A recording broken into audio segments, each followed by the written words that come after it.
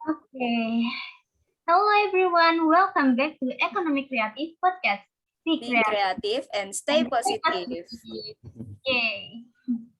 Nah, seperti biasa nih kawan-kawan, tentunya di setiap episode Economic Creative Podcast selalu ada hal yang baru dan menarik. Nah, sebelumnya kenalan dulu nih, namaku Safira Nazifa dari Fakultas Vokasi dan juga anggota GEMA Ekonomi Kreatif UNER yang bakal menemani diskusi kalian pada podcast kita saat ini. Oh ya, di sini aku nggak sendirian loh, ada Alfa sebagai rekan sama MC aku kali ini. Hai Alfa, boleh dong kenalan dulu? Halo Kak Vira. Oke, kenalin ya.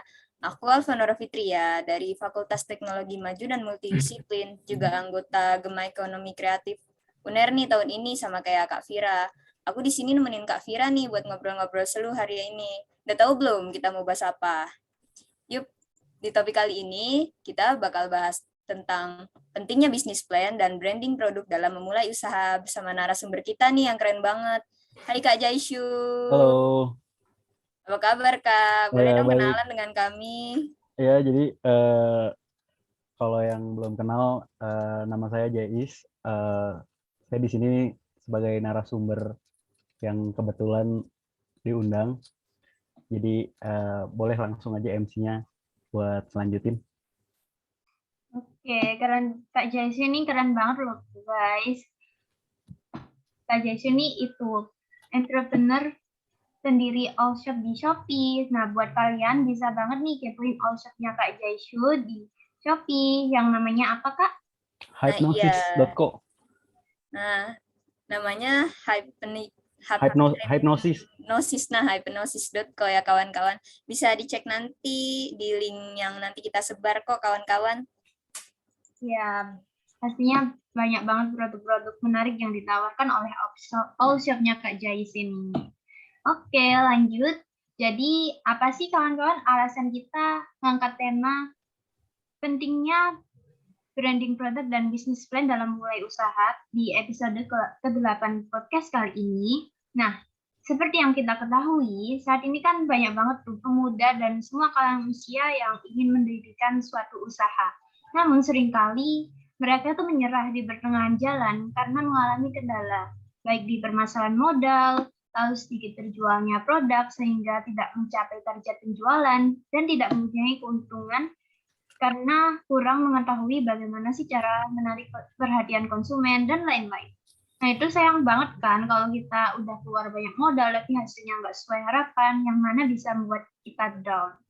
Oleh karena itu, penting banget guys buat kita belajar mengenai business plan dan branding produk sebelum memulai usaha ya teman-teman. Nah, untuk itu tanpa menunggu lebih lama lagi, langsung aja nih kita tanya-tanya ke Kak Jaisu. Ya kan Alfa? Bener banget Vira. Nah, aku dulu nih yang mau tanya dulu nih ke Kak Jaisyu. Kak, kakak ini sedang menjalani bisnis apa sih Kak? Dan apakah bisnis yang kakak jalani ini tim atau individu nih? Jadi gini, saya kan awalnya emang suka ya. Jadi cerita dari kilas balik awal dulu. Jadi buat bisnis saya ini sekarang bergerak di bidang fashion, khususnya Korean fashion. Nah, yang sekarang ini dijalanin sama timnya itu bertiga. Ada pacar saya sama ada orang lain satu, Ibu Nia. Jadi oke, lanjut aja deh biar ntar pertanyaan selanjutnya aja. Oh, oke. Jadi kalau boleh tahu nih Kak, sebenarnya dari mana sih ide awal Kakak itu berasal dan terinspirasi dari apa Kak? Terus untuk modal awal dari Kakak yang Kakak punya itu dari mana asalnya untuk menjalani bisnis ini? Sebenarnya ide awal buat jalanin bisnis ini sih udah lama ya. Jadi karena saya ngelihat market dari anak-anak muda yang sebenarnya doyan banget sama Korean fandom. itu kan booming banget tuh kebetulan di Indonesia. Nah, kebetulan juga bahwa brand-brand besar itu jarang ngelihat ke situ, belum ada sama sekali.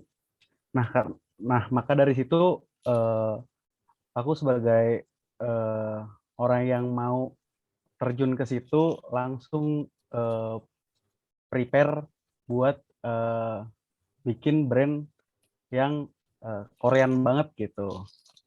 Jadi buat pertanyaan modal itu sebenarnya modal itu aku juga kurang tahu detailnya ya. Jadi emang awalnya datang buat bisnis itu nol, nggak ada modal sama sekali. Jadi orang tua juga bukan dari keluarga yang kaya, makanya waktu itu sempat dimodalin sama temen, akhirnya jalan gitu. Oh, hebat banget nih Kak, dari modal nol sampai bisa sampai sekarang gitu kan. Terus udah gitu kayak calon pelanggannya itu kan dari ini ya Kak, dari brand-brand Korea gitu. Profil calon pelanggan Kakak itu seperti apa sih? Kayak misalnya menargetkan seperti anak-anak remaja yang suka K-pop atau bagaimana tuh Kak? Iya, ya, jadi buat profil calon pelanggan itu sebenarnya eh, nggak serta merta harus K-popers atau apapun. Yang penting memang target awalnya kan buat K-popers yang pengen misalnya samaan sama misal kita ambil contoh Jennie Blackpink atau Lisa gitu deh. Nah, mereka itu kan kalau ngefans itu kan fanatik banget. Nah, makanya misalnya ketika si idol mereka pengen apa idol mereka pakai baju ini, mereka pengen nyamain. Nah, kebetulan si idol ini kalau pakai baju kan yang mahal-mahal. Di samping itu mayoritas fandom K-pop ini kan ekonominya ekonomi menengah ya, bahkan ada yang ke bawah gitu ya. Tapi pengen samaan, nah kita bisa di situ ambil eh, solusi dan kesempatannya gitu. Nah, keren banget nih Kak. Berarti kita itu memang kalau ingin jadi pengusaha itu harus mempunyai pemikiran yang kreatif untuk menyelesaikan sebuah permasalahan, namun dengan modal yang sedikit ya Kak. Betul, betul. Ya, terus apa sih yang membedakan produk Kakak ini dengan produk-produk lain kan? Itu beberapa juga ada nih Kak, produk Korea-Korea yang booming. Terus gimana tuh Kak cara Kakak buat membuat produk Kakak itu menjadi menarik? Maksudnya banyak terus perang harga apa gimana nih? Ya, keduanya Kak, mungkin bisa berbanding Oh, antara harga atau ya, ya. Jadi size. gini, buat bisnis ini sebenarnya emang kadang-kadang kan banyak eh, kompetitor udah pasti ada lah ya dengan produk yang misalnya hampir mirip-mirip atau sama. Nah, kita ngakalinnya banyak yang kita lihat tuh banyak dari kompetitor kita itu impor produknya dari Cina. Jadi mereka kesannya nggak bisa bikin desain sendiri jadinya. Nah, itu pertama yang ngebedain. Nah, kedua, gimana caranya buat menang perang harga di misalnya di marketplace ya, entah di Shopee atau di Tokopedia, itu kita punya strategi yang mana misalnya kita jual vest atau cardigan misalnya nih ya. Di situ misalnya kompetitor naruh harga 50.000, tapi kita nggak bisa tuh naruh harga 50.000 karena modalnya karena profitnya sangat tipis.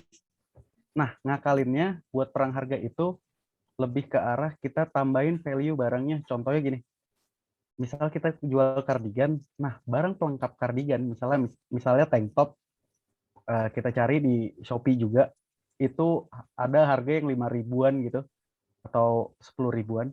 Nah, itu misalnya kardigannya bisa kita jual 100.000, free tank top yang tadi kita beli 10 ribuan tadi, tapi dengan value yang berbeda. Jadi kayak free tank top senilai 30.000, orang ngiranya kita iming-imingi 30.000, dan orang akan ngira itu jadi kayak, wah untung banget nih beli kardigan harga sini dapat tank topnya kayak gitu.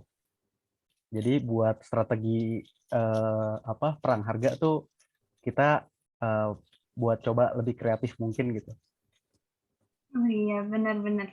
Berarti kita harus setidaknya mempunyai ngasih apa itu kayak iming-iming kepada pelanggan, khususnya ada bonus ini itu, padahal harganya cuma segini, hampir sama lah dengan yang lainnya, tapi bisa mendapatkan 2 produk gitu ya Kak. Iya, betul.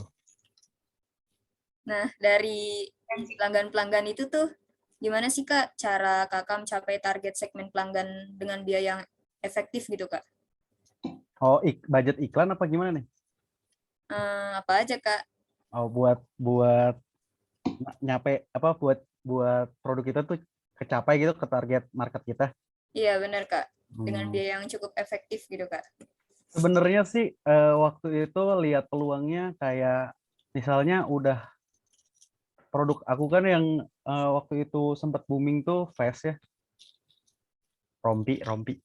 Jadi waktu itu lebih ngelihat kompetitor jualan vest, tapi pilihan warnanya nggak ada. Jadi kayak hitam putih.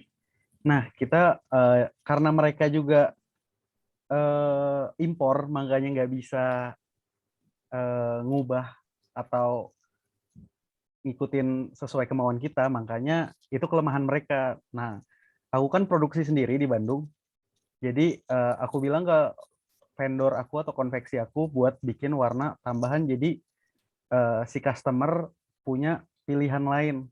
Nah, makanya di situ produk aku win. Jadi kayak gini, analoginya gini. Ketika kita nih sebagai customer ngelihat barang dengan satu pilihan warna misalnya, pilihannya gua beli atau enggak. Tapi ketika kita punya banyak varian warna, jadi pilihan mereka berbeda. Gua beli warna lilac atau warna black ya, kayak gitu. Jadi tetap beli. Paham nggak maksudnya? Oh iya Kak. Benar banget sih, apalagi kan sekarang remaja tuh lagi tren-trennya kayak pengen baju-baju yang estetik, atau konsep vintage, warnanya yang kalem-kalem gitu ya kan? Iya sih, keren banget sih konsepnya. Nah, terus nih Kak, Kakak punya prediksi jualan apa lagi nih Kak ke depannya? Ataukah cukup Ekspansi atau tetap di all shop ini? di Shopee atau mungkin ada rencana lain lagi? Oh, ada sih rencana banyak ya. Jadi emang sebenarnya buat usaha all shop ini juga buat batu loncatan ke ke goals yang lebih gede atau usaha yang lebih gede. Jadi aku emang lagi pengen ngerencanain bikin produk skincare sama ke batu bata dari limbah plastik kayak gitu sih. Wih, batu loncatan tuh Kak Vira. Terus ya Kak, seberapa besar sih Kak potensi pertumbuhan dari ide bisnis Kakak? Kan Kakak katanya mau lanjutkan ya Kak, mau lebih dikembangin lagi tuh bisnisnya. Terus kalau misalnya kita nih Kak mau memulai suatu usaha, kita harus berekspektasi dulu nggak sih Kak sebelum memulai bisnis? Ekspektasi. Kalau ngomongin ekspektasi sih sebenarnya nggak perlu amat. Jadi buat mulai bisnis tuh sebenarnya yang jarang orang, misalnya kayak motivator atau yang suka jual ludah lah kasarnya ya di luar sana, itu tuh jarang mereka ngasih tahu kalau kita tuh harus punya ambisi dulu. Ambisinya lebih ke arah seberapa pengen sih kita bantu orang gitu, atau menyelesaikan masalah orang-orang banyak. Makanya jadi kita tuh eh, pas kita pas kita tahu pas kita kehabisan energi di jalan, jadi misalnya kita buka usaha terus barang kita nggak laku atau kita stuck di modal dan segala macamnya. Nah, tadi yang ambisi tadi itu buat bahan bakar energi yang buat kita mau bergerak lagi gitu sih. Nah, dimulai dengan ambisi ya, Kak? Iya, ambisi sih. Oh, aku pengen tahu juga nih, Kak, dari ambisi itu tuh, dulu pertama kali Kakak ingin memulai bisnis ini, Kakak kan pasti punya bayangan ya, Mm-mm. akan jualan apa saja gitu. Berapa kira-kira untung yang akan didapatkan. Nah, itu dalam nyusun itu semua, menurut Kakak, penting nggak sih, Kak, memulai apa, kayak Oh, mementingkan bisnis plan? ya bisnis plan. Bisnis plan itu penting tapi harus setengah matang. Jadi Pengamatan. setengah matang ya. Jadi jangan jangan kita terlalu apa ya? Misalnya oke kita rencanain bahwa kita kayak ini kan aku pernah gagal di pas baru buka bisnis ini karena perencanaannya kurang kurang banget, bukan setengah matang tapi ini kurang banget. Jadi bingung karena aku cowok terus jualannya baju cewek. Itu kan tantangannya besar banget karena aku sendiri nggak tahu namanya maunya cewek gimana dan segala macem. Nah, eh, bisnis plan ini pentingnya itu di situ gitu. Jadi kita harus banyak riset produk dulu, eh, kita banyak banyak tahu dulu ini modalnya berapa, ini perencanaan stoknya berapa, kita dana daruratnya berapa dan segala macam, biaya ads-nya berapa. Cuman jangan terlalu terhanyut sama si bisnis plan karena kebanyakan orang itu bisnis plan-nya matang banget, udah keburu matang, tapi nggak jalan. Jadi dia terlalu apa ya, hanyut dalam delisional. Jadi menurut dia udah pinter, tapi di praktek dia nol. Ah, jadi kayak bisnis plan juga bisa kejebak, bisa Iya, menjebak gitu ya, bisa Kak ya? menjebak, bisa. Jadi jangan Ah, jangan jangan kita bisnis plan harus ini. Karena pas di prakteknya itu jauh beda, jauh beda. Kayak gitu sih. penting tapi tidak boleh sampai terjebak bisnis plan gitu ya, Kak, Ah, intinya. Oh, oke nih, Kak. Terus kalau misalnya untuk para pendengar nih, Kak, menurut Kakak boleh dijelasin nggak, Kak? Menurut Kakak pengertian bisnis plan itu apa sih, Kak? Biar penonton juga pada tahu nih, Kak. ya kalau kita bedah bisnis plan itu kan bahasa Indonesianya lah rencana buat ngebangun bisnis, suatu bisnis gitu ya. Jadi pengertiannya ya rencana gimana ya? Aku susah ngejelasin hal-hal yang secara teoritis, cuman aku paham bahwa pengertian bisnis plan itu sebenarnya blueprint dari bisnis, di mana kita akan tahu goals kita kemana, arah tujuan bisnisnya kemana, terus berapa biaya yang akan dikeluarkan untuk iklan dan segala macam, kayak gitu sih menurut aku. Oke, pasti para pendengar juga tahu nih karena penyampaiannya Kak Jais lumayan mudah sampai ke penonton juga. Nah, dalam nyusun strategi bisnis plan itu Kak, gimana nih Kak? Kalau Kakak sendiri? Sebenarnya waktu itu sih kalau bisnis plan aku karena berjalannya bisnis itu waktu itu bisnis plannya itu berjalan sama si bisnisnya, ngerti nggak? Jadi bukan Ya, bisnisnya. Maksudnya gimana tuh Kak? maksudnya aku buat bisnis plan pas udah jalan si bisnisnya gitu. Aku udah Oh, aku udah keburu jualan. Nah, bisnis plannya sambil dirancang gitu. Ngerti nggak? oh ya ya. Jadi Jadi kayak jadi belum belum waktu itu pas mulai itu belum ada bisnis plan. Nah, pas udah stuck dan jalan itu baru bisnis plan-nya dibuat gitu. Jadi pas bisnis plan itu waktu itu maksudnya ini pertanyaan buat ngebuatnya apa gimana nih? kayak nyusun bisnis plan-nya itu sendiri, Kak? Nyusun itu kita dibantu tim sih. Jadi ada yang misalnya aku kan ngerencanain nih tren pasar ke depannya itu kayak gimana, terus budget budget buat produksi itu berapa, dan budget iklan berapa, sama lebih condong ke mikirin inovasi produk sama ngelihat perubahan tren sih, kayak gitu. Jadi buat yang hal-hal mendetailnya biar tim aku yang ngerjain. Oh, jadi sebenarnya kayak apa ya, bisnis plan tuh penting dan juga menjebak, tapi bisa juga dijalanin kalau misalnya kayak Kak Jais gitu kan. Iya, iya. Mulainya pas udah jalanin bisnisnya gitu. Iya, benar-benar. Oke, lanjut nih.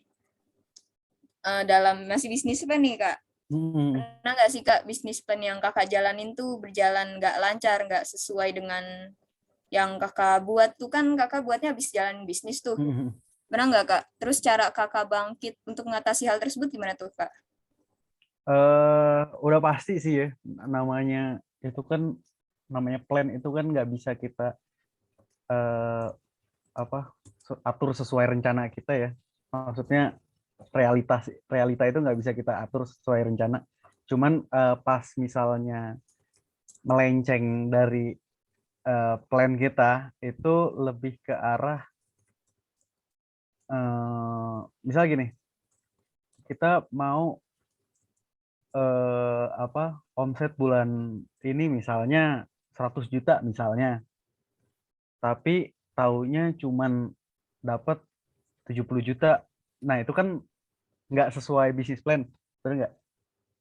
Iya, benar, Kak, benar. Itu jadi kita ngakalinnya lebih ke ini apa yang salah sebenarnya dari apa yang misalnya bisnis plan kita budget iklan nih, kenapa misalnya kita mau endorse atau mau ads di Instagram atau mau di Shopee, itu mungkin kurang ininya masuk ke target pelanggannya, atau target ads kita itu kurang tepat buat audiensnya, dan misalnya konten kita yang kita buat kurang masuk, kayak gitu-gitu sih. Jadi lebih ke dikoreksi ke kitanya, bukan ke pelanggannya ya gitu.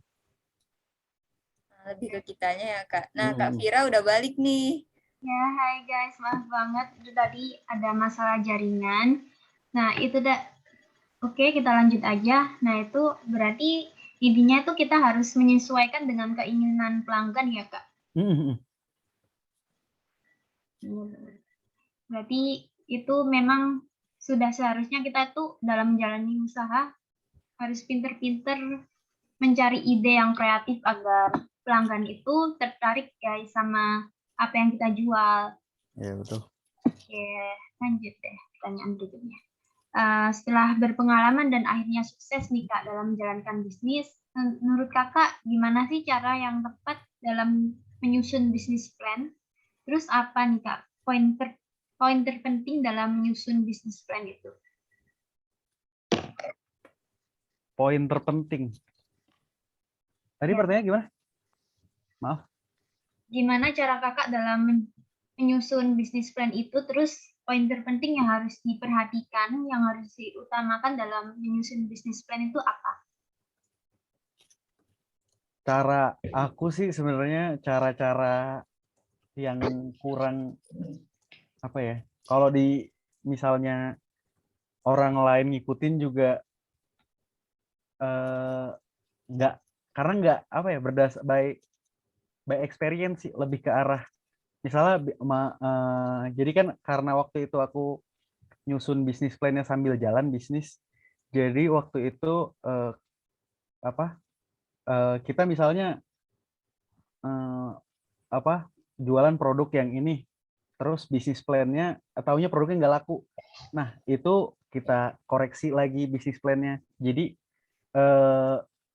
cara aku nih sebenarnya nggak bisa buat ditiru buat nyusun bisnis plan yang buruk, jujur aja ya. Jadi saran aku sih nyusun bisnis plan itu lebih ke tadi atur budgeting itu penting banget. Terus sama karena kita juga gimana ya, udah pasti orang-orang yang mau terjun ke bisnis tuh modalnya nggak nggak sebanyak perusahaan-perusahaan besar gitu ya.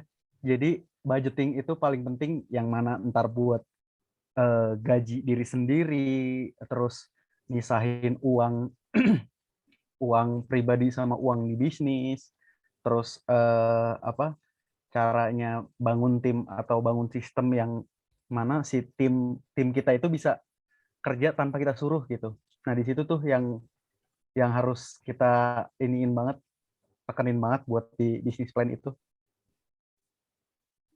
Oke, berarti kita tuh dalam mulai bisnis tuh harus pinter-pinter banget memanajemen uang ya Kak, agar Iya, tidak iya benar. habis. Benar banget nih kawan-kawan. Terus menurut Kakak apa sih yang terjadi jika seseorang itu ingin memulai usaha tapi tidak mempunyai bisnis plan yang jelas? Ini kayak aku nih jadinya. Iya benar-benar tuh Kak. Berdasarkan pengalaman aja. Iya ya. Jadi kalau waktu itu nih ya, karena aku juga orang yang nggak bikin bisnis plan dengan jelas, itu udah pasti waktu itu aku pengalaman aku buka bisnis itu 2 bulan barang nggak laku sama sekali.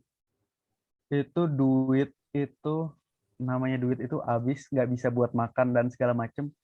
Kalau orang itu misalnya kuat mentalnya, waktu apa nggak kuat mentalnya, terus dia nggak punya harapan lagi, udah pasti bangkrut sih itu.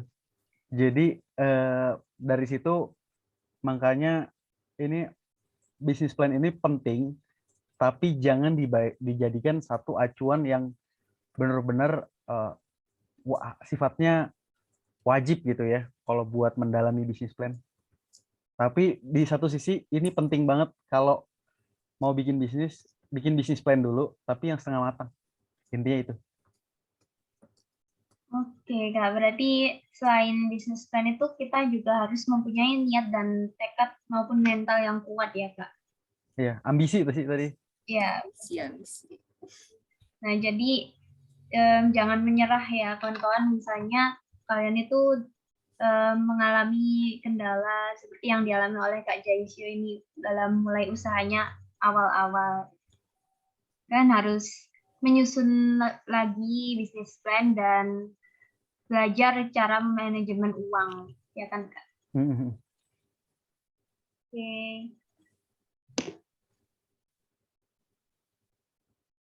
Nah, ini nih selain bisnis plan, tentunya kita dalam jalani usaha kan harus pintar-pintar tuh Kak ya, mempromosikan produk kita.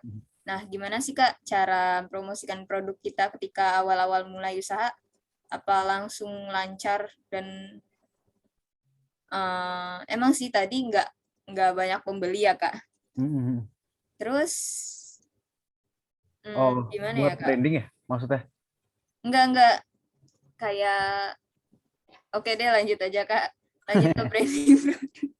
Menurut Kakak penting nggak sih Kak branding produk tuh Kak? Oh, branding. Jadi branding itu penting banget. Itu tuh ibaratnya identitas kalian gitu. Jadi brand kalian itu implementasi dari diri kalian sendiri. Jadi gini, ketika ada misalnya satu merek, misalnya gini, branding yang paling sukses ibaratnya kayak kalau aku nih nyebut misalnya, kalau aku nih misalnya nyebut kata merek sepatu apa ya, dodol, sepatu dodol, pasti kalian nggak tahu sepatu dodol itu apa. Tapi kalau kita ngomong brand Nike, pasti yang ada di otak kita tuh itu tuh brand sepatu gitu. Nah itu tuh yang penting Jadi tanpa misalnya kalau aku nih pengen nyebut brand aku Hypnosis. Nah, itu kan kalian kan belum tahu tuh apa karena kurang branding aku. Maksudnya Iya belum benar. sampai sehebat itu gitu. Nah, ini nih aku pengen brand aku ini kayak misalnya aku nyebut Hypnosis, orang akan inget, oh ini Korean fashion, brand Korean fashion kayak gitu loh. Jadi sepenting itu. Jadi orang pengen, gue kayak pengen beli baju Korea deh. Nah, pasti keingetannya Hypnosis. Nah, pengennya kayak gitu aku. Nah, makanya branding itu sepenting itu gitu. Pantesan branding produk tuh penting banget ya, Kak. Penting banget. Jauh lebih penting daripada business plan sih. Kalau aku ya. Terus kalau tujuan branding produk sendiri itu apa tuh, Kak?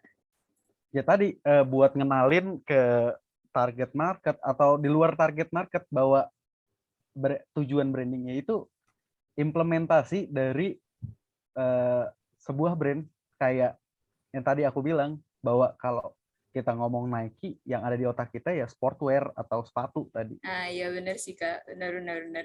Terus cara konsumen biar tertarik gitu, Kak, dengan produk yang kita jual gimana tuh, Kak?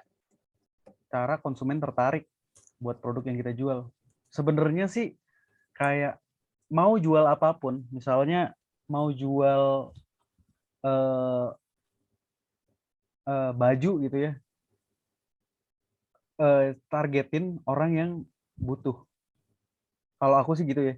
Jadi misalnya entah itu butuh buat bukan butuh nggak punya baju ya, tapi butuh buat naikin egonya atau gengsinya. Jadi gini, misalnya ada orang yang pengen banget kayak tadi aku bilang idol Korea itu kan jadi butuh tuh.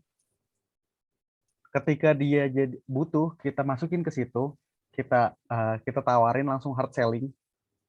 Jadinya dia pas dia karena kalau orang udah butuh terus beli terus senang itu akan jadi marketing gratis. Dia akan berusaha menjual produk kita ke teman-temannya. Misalnya gini, ini kalian nih lagi butuh misalnya produk kerudung. Karena kerudung kalian misalnya udah ketinggalan zaman, misalnya pengen pasmina misalnya, terus lagi butuh. Terus kebetulan ada nih eh, orang yang jual pasmina nawarin kamu. Terus kebetulan harganya cocok.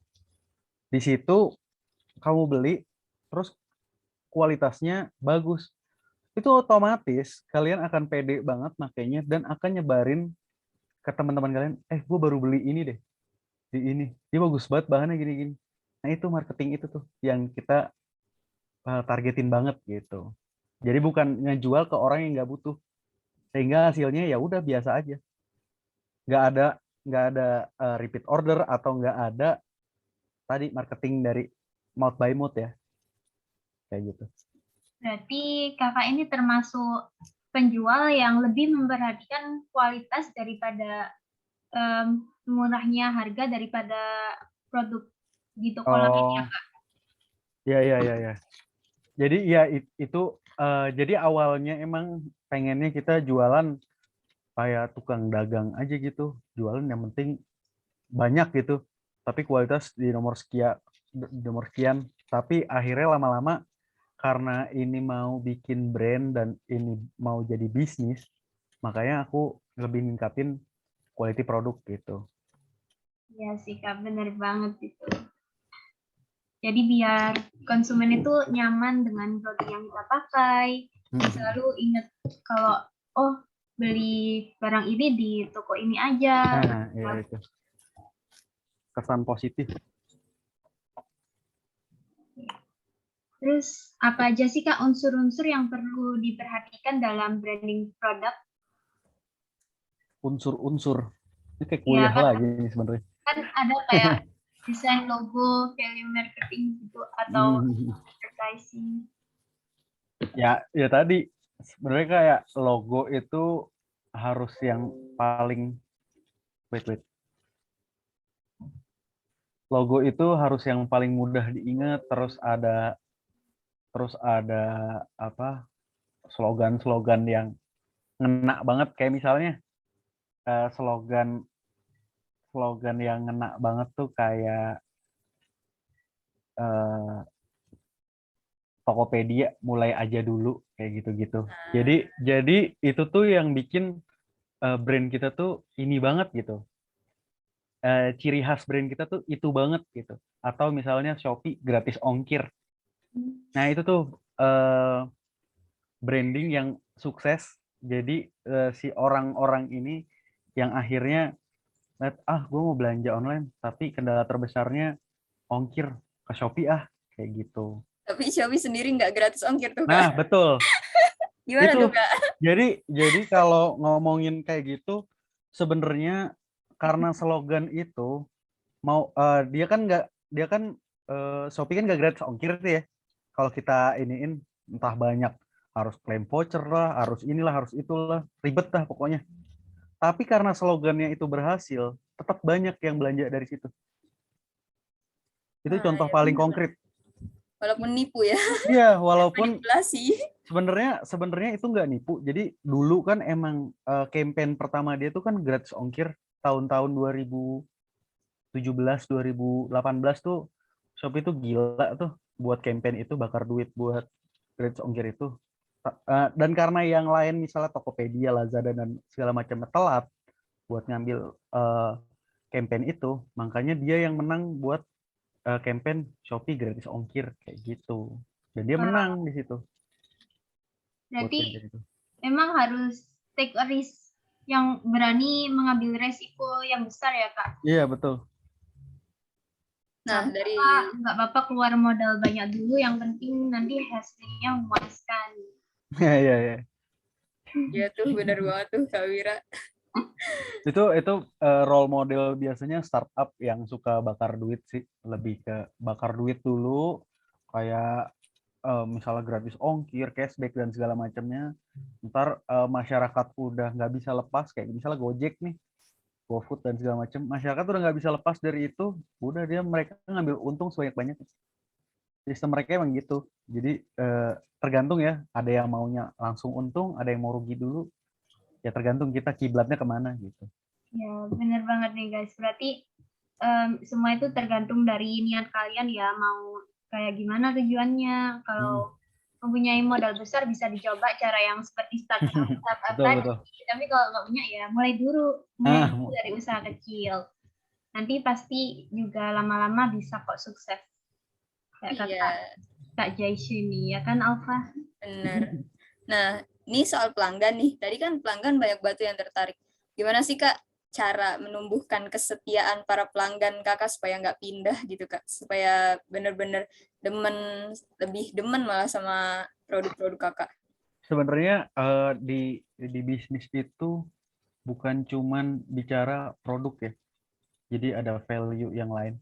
Kayak kita nih berusaha mungkin kenapa banyak dari pelanggan kita juga repeat order dan segala macam itu, atau misalnya teman aku atau adik aku udah beli kayak gitu, banyak yang laporan ke kita. Jadi sebenarnya kesan pertama itu personal, kayak waktu itu kan aku ngurus admin juga chat ya, yang mana waktu itu gilanya itu chat itu bisa sampai ribuan per hari. Nah di situ aku ngeladenin chat itu bener-bener kayak ke personal banget, lebih kayak misalnya kalau yang all shop besar kan ngeladenin chat tuh seadanya, kayak di jutek lah, atau misalnya nggak mau nanggepin yang pertanyaan nggak penting. Tapi kalau kita treatmentnya beda.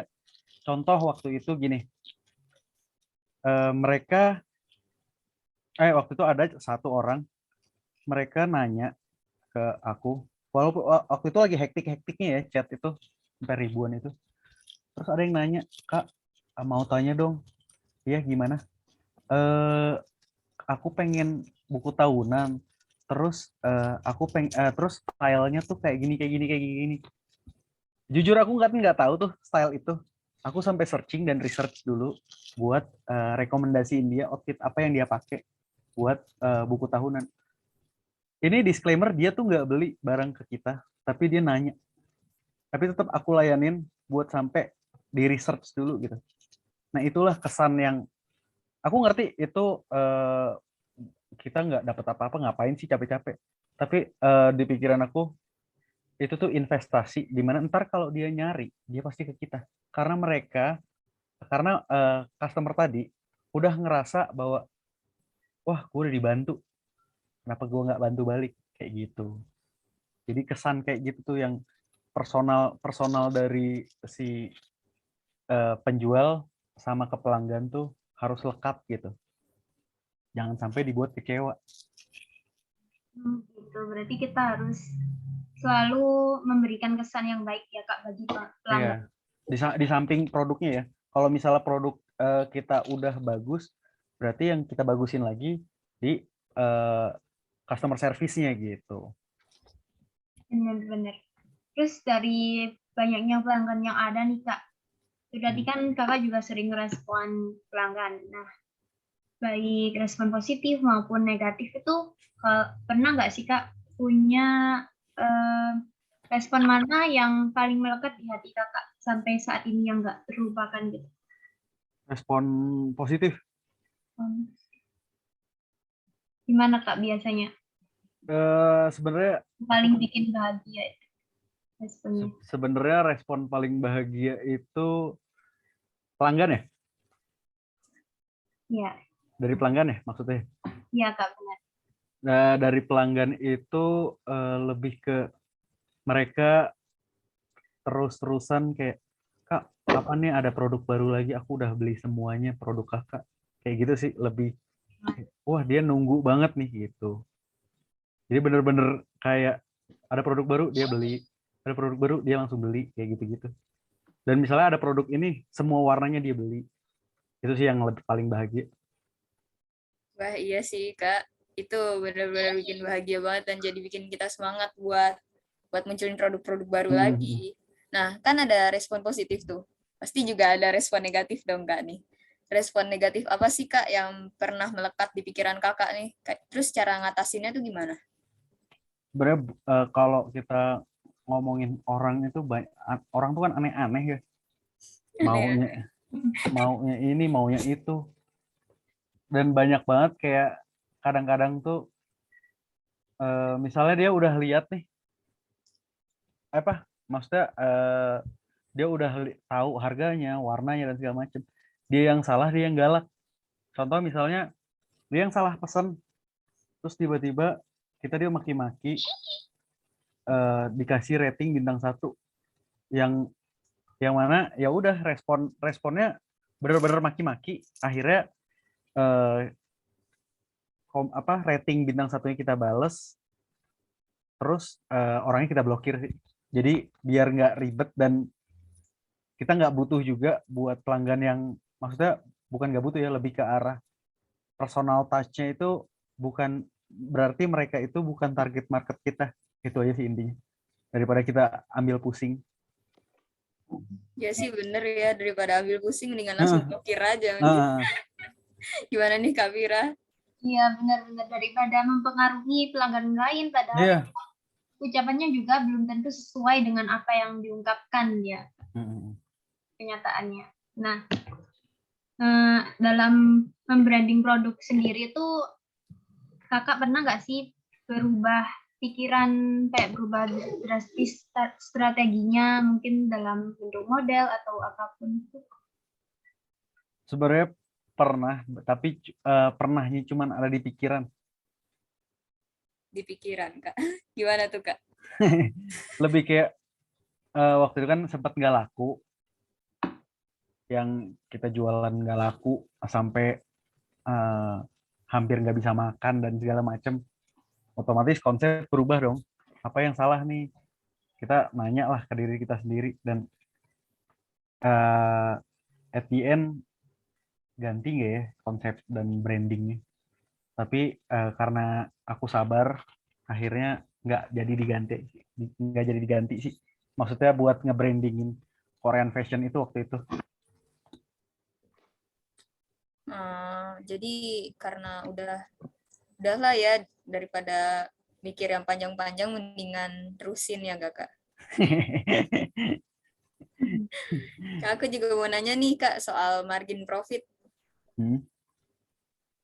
Margin profit. Margin profit dari tiap produk apa keseluruhan? Enggak, jadi oke deh, mendingan daripada biar yang lain tahu juga nih margin profit, aku jelasin pengertiannya dulu nih. Jadi margin profit tuh selisih antara nilai jual setelah dikurangi semua biaya operasi dibagi jumlah penjualan. Perhitungan laba sebagai perbandingan terhadap penjualan bersih dan modal perusahaan. Nah, tentunya Kakak harus bisa menyusun strategi margin profit kan, Kak, yang lebih besar gitu. Gimana tuh caranya, Kak? Strategi margin profit itu sebenarnya itu konsep tentang gimana pribadi masing-masing mau ngambil berapa profitnya tiap penjualan ya. Jadi buat margin profit aku ini jujur ini kita bahas jumlahnya apa gimana nih? Apanya? Jumlahnya boleh Kak, jumlahnya?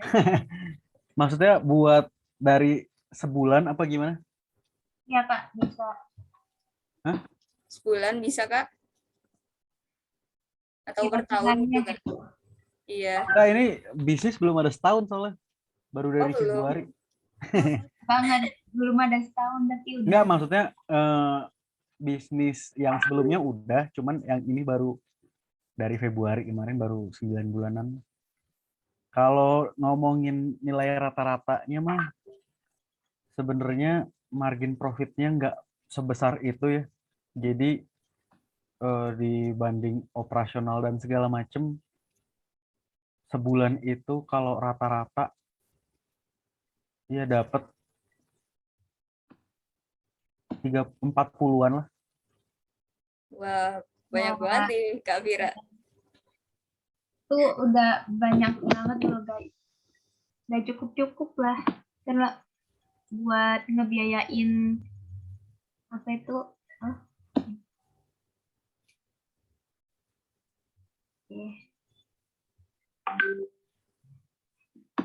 Jadi ada yang punya bisnis nggak di sini? Bisnis. Belum sih Kak. Ini sih belum Kak, masih rencana doang. Ya, soalnya kan masih sibuk kuliah, masih pada semester 1 ya? Iya. Iya, bener banget Kak. Masih pada semester 1. Iya, semangat banget. Kasih pesan dong Kak buat kami yang ingin mulai usaha ini gimana? Ya, karena sebagai penutup pada hari ini nih Kak. Oke. Jadi karena aku juga belum sukses banget ya di sini. Yang buat yang mau jalanin bisnis itu. Waktu itu juga aku jalanin bisnis karena terpaksa nggak punya duit pas kuliah juga ya. Aku pas kuliah juga udah jualan kaos kaki dan segala macamnya. Jadi emang karena by accident. Jadi kayak keterpaksaan gitu karena nggak punya duit waktu itu. Jadi pesannya itu kalau kalian punya cita-cita ngerubah ekonomi keluarga ke arah yang lebih baik, itu take action langsung. Jadi orang kaya itu udah pasti kalau enggak dia ngebantuin banyak orang, kalau enggak dia berpikir kreatif atau unik. Jadi take action, be kreatif, sama banyak-banyakin networking dan baca buku. Kayak gitu aja sih. Ya sih Kak, bener banget apa yang disampaikan sama Kak Jaya. Nah, kalau untuk terakhir nih Kak, kalau untuk relasi sendiri tuh menurut Kakak gimana sih cara untuk menambah relasi? Sebenarnya iya nih, ini relasi nih aku lupa ya. Ada peran relasi yang penting banget. Jadi sebelum mulai bisnis aku yang sekarang ini, aku dimodalin sama temen pure. Karena ini relasi tadi ya yang aku bilang. Jadi misalnya kalian nih orang-orang yang nggak nggak nggak punya modal, orang tuanya pas-pasan dan segala macem, itu cari relasi sebanyak-banyak. Maksudnya gini, waktu itu aku pas kuliah itu ya temenan aja, temenan sama semua orang gitu. Jadi kayak nggak pilih-pilih dulu, dan kita main ya biasa aja. Sampai kayak aku kan dulu pas kuliah sering bikin kelas, maksudnya kayak belajar bareng tapi bikin kelas di kosan gitu ya. Terus jadi banyak yang bimbingan ke aku karena waktu itu kebetulan aku asdos juga. Jadi Wah, apa? Jadi banyak yang bimbingan skripsi dan segala macam. Terus lama-lama kita main bareng, yang terus aku bantuin mereka. Tapi aku nggak pernah ngeliat bahwa lu harus balas budi ya ke gua ntar. Jadi jangan ke situ dulu mikirnya.